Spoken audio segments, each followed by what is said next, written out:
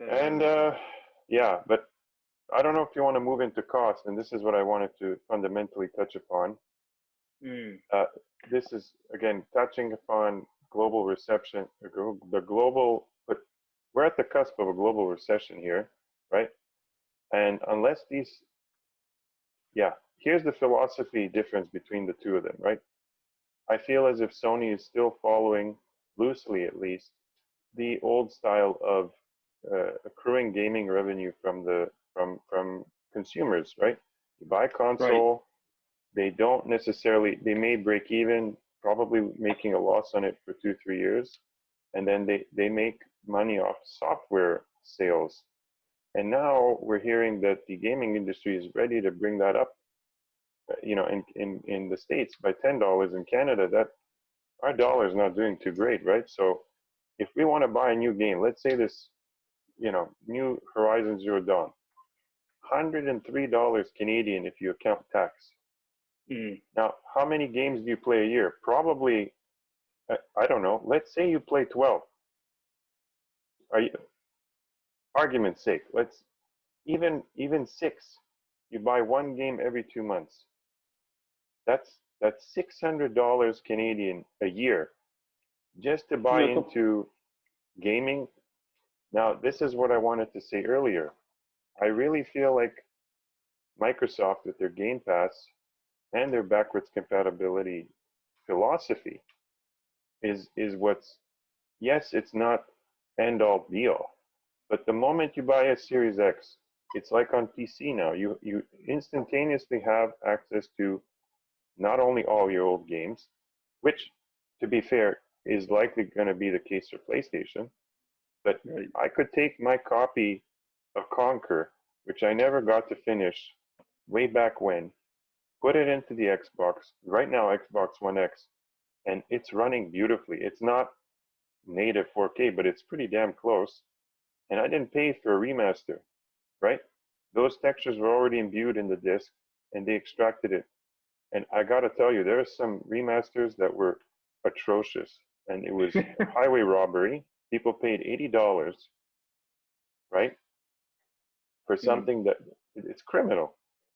So I think PlayStation is going to have decent backwards compatibility, but it still has to catch up on Microsoft for that. That's Well, the see, that's only the thing. That's the only yeah. thing PlayStation has to catch up on Microsoft. Everything else, the story, the narrative is that Microsoft is playing catch up. I agree with that to a point. So this is what I'm getting at, right? At what point do you say, yes, I need the new console? No, I can stuff it out for 2 years. Personally, I was excited for the Series X. I will probably get it, and if I do have the funds, maybe a PlayStation 5 discless version, because I don't have any discs for that.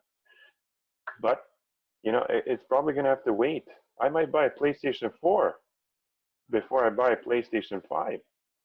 Mm, I If we go back to PlayStation 4, it took a good year and a half, 2 years for them to really get the ball rolling, and they did. They totally did. They have all the exclusives. I, I don't know.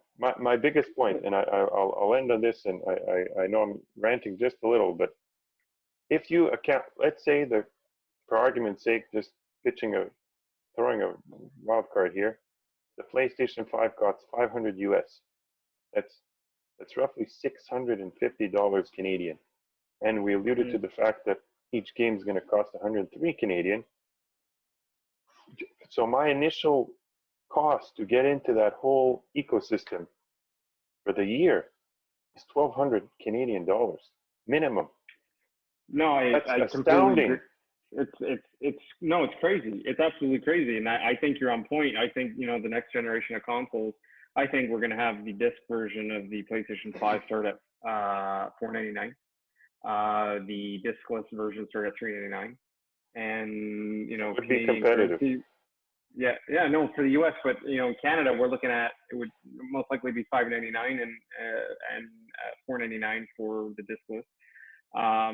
But again, we don't know. Microsoft, their series of consoles that are supposed to come out, we have the X and then an untitled version of the Series X, apparently the S.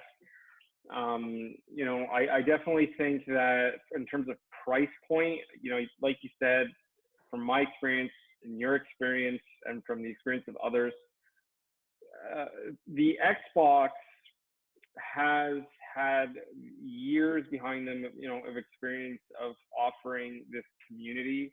You know, Microsoft really makes their consoles and their, you know, having access to their games very budget friendly. You look at the, you know, Xbox Game Pass Ultimate. You look at in the United States, for example, there's even the financing option where you can finance a console at a cheaper price and you get the Xbox Game Pass Ultimate included with Xbox Live Gold. You really have that ability.